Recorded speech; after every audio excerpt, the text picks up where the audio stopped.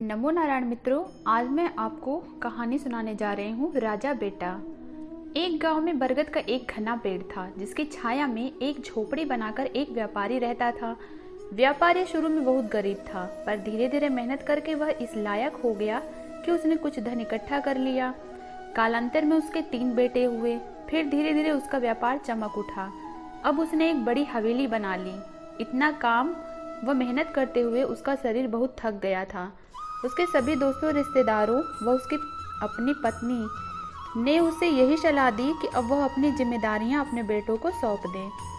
व्यापारी ने बहुत सोचा कि क्या करूं, कौन सा बेटा किस लायक है, यह कैसे जानूं और किसे व्यापार की गद्दी पर बिठाऊं।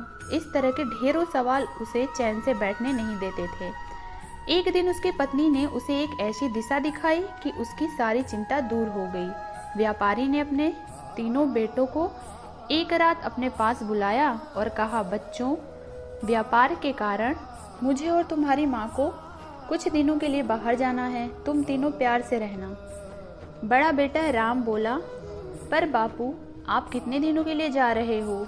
व्यापारी ने कहा, हमें 3 साल लगेंगे, तभी तो तुम्हारी माँ को भी ले जा रहा हूँ। हाँ, मैं 500-500 स्वर्ण मुद्राएं तुम तीनों को देकर जा रहा हूँ। संभाल कर खर्च करना।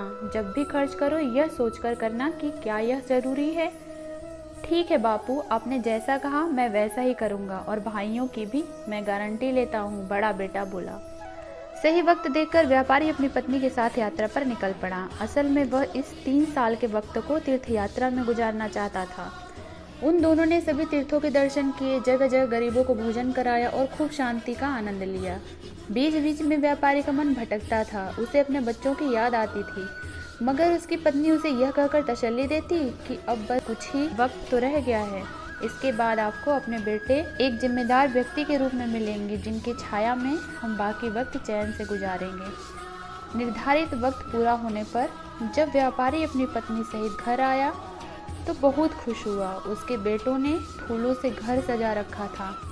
तीनों बहुरानियों ने बढ़िया बढ़िया पकवान बना रखे थे। माता पिता ने गर्व से बच्चों को देखा तो दोनों की आंखें भर आईं। रात को जब व्यापारी लेटने लगा तो उसने तीनों बेटों से हिसाब मांगा, 500 स्वर्ण मुद्राओं का। एक बेटे ने तो बापू को मुद्राएं ज्यों की त्यों लौटा दी। दूसरा बोला, बापू, घर बार देखने में, दोस्तों के साथ घूमने फिरने में मेरी सारी मुद्राएं खर्च हो गई। अब बड़े बेटे राम की बारी आई। उसने 500 स्वर्ण मुद्राएं व्यवसाय में लगाकर 5 गुना कर दिया। बापू व माँ ने खुशी से उसे गले लगा लिया और उसे अपना उत्तराधिकारी बना लिया। परिवार की जिम्मेदारी उठाते हुए जो मेहनत करता है और अपनी बुद्धि का उपयोग करता है तथा अपना और समाज का भला करता है, वही तो राजा बेटा होता है। यह कहकर माँ ने आंसू भरी आंखों से उसे गले लगा लिया।